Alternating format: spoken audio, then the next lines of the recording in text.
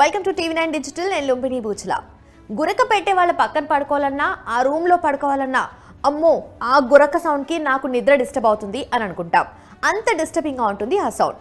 గురక కామన్గా అనిపించినా అది పెద్ద సమస్యే. నిద్రపోయేటప్పుడు ఇబ్బంది పెట్టే సమస్యల్లో అబ్స్ట్రక్టివ్ స్లీప్ యాప్నియా ఒకటి. దీన్ని మనము వాడుక భాషలో గురక అని అంటాము. గురక ఉన్నవారి కాకుండా పక్కన ఉండే వారి నిద్ర కూడా చెడిపోతుంది.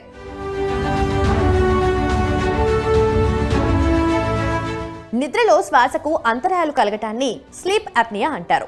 ఇది నిద్రకు సంబంధించిన ఒక రుగ్మత.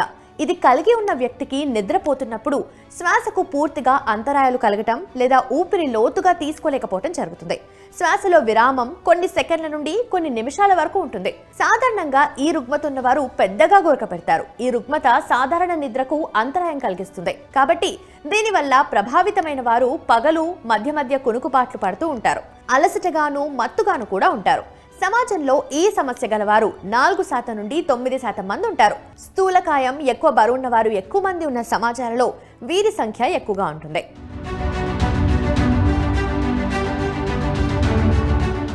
జీవనశైలి మార్పులతో పెరుగుతున్న అబ్స్ట్రక్టివ్ స్లీప్ యాప్నియా సమస్యకు చికిత్స అందించేందుకు Nizam institute of medical sciences NIMS లో ప్రత్యేక ల్యాబ్ సిద్ధమవుతుంది. ప్రైవేట్ ఆసుపత్రులతో పోలిస్తే చాలా తక్కువ ఖర్చుతో బాధితులకు వైద్య సేవలు అందించనున్నారు. గురక సమస్యతో బాధపడే వారికి ఈ ల్యాబ్ లో చికిత్స అందించనున్నారు.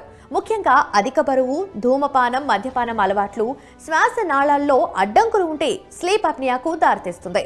గ్రేటర్ వ్యాప్తంగా చూస్తే 40 నుండి 50% మంది ఈ సమస్యను ఎదుర్కొంటున్నారని వైద్యులు చెప్తున్నారు. కొన్నిసార్లు శ్వాస ఆగిపోయి అకస్మాత్తుగా మెలకువ రావటం, మళ్లీ పడుకున్న కాసేపటికి అదే పరిస్థితి ఎదురవుతుంది. ఫలితంగా మెదడుకు ప్రాణవాయువు అందక పక్షవాతం బారిన పడే ముప్పు కూడా ఉంటుందని వైద్యులు చెప్తున్నారు. గురకతో హృదయ స్పందన రేటు కూడా తగ్గుతుంది.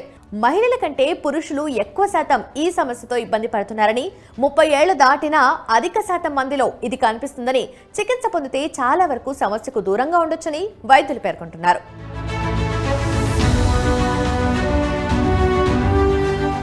స్లీప్ అప్నియా బాధితులను 24 గంటల పాటు ల్యాబ్లో ఉంచి వారి నిద్రపై అధ్యయనం చేస్తారు.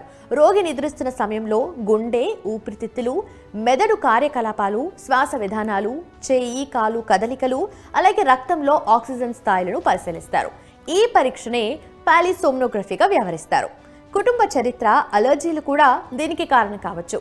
స్లీప్ అప్నియాకు టైప్ 1, 2, 3గా విభజించి సమస్యను విశ్లేషించి రోగికి చికిత్స అందిస్తారు. ముక్కు, శ్వాసనాళాల్లో అడ్డంకులుంటే శస్త్రచికిత్సతో తొలగించడం, మరికొందరిలో జీవనశైలిలో మార్పులకు సంబంధించి సూచనలు, సలహాలు అందిస్తారు. మద్యపానం, ధూమపానం తగ్గించుకోవటం, రోజు గంట పాటు నడక, ఈత లాంటి వ్యాయామాలతో బరువు నియంత్రణలోకి రావటమే కాకుండా గురక కూడా తగ్గుతుందని వైద్యులు చెప్తున్నారు. త్వరలో ఈ ల్యాబ్ను ప్రారంభించేందుకు సన్నాహాలు కూడా చేస్తున్నారు. ప్రైవేట్ ఆసుపత్రులతో పోలిస్తే 4 వంతు ఖర్చుతోనే తమ వద్ద సేవలు అందిస్తామని నిమ్స్ డైరెక్టర్ డాక్టర్ బీరప్ప తెలిపారు.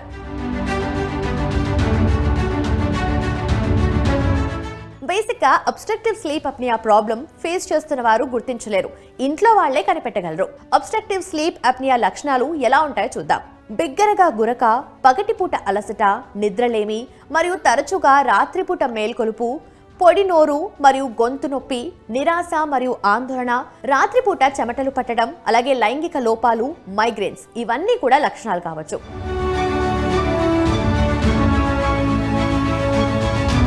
సో గురక పెడుతున్న హైదరాబాదీలకు నిమ్స్ అందుకోసం ఓ ప్రత్యేకమైన ల్యాబ్, ఆపై ప్రైవేటు ఆసుపత్రుల్లో చికిత్సతో పోల్చితే తక్కువ ధరకే చికిత్స అందించే సౌకర్యం రావటం నిజంగానే గుడ్ న్యూస్.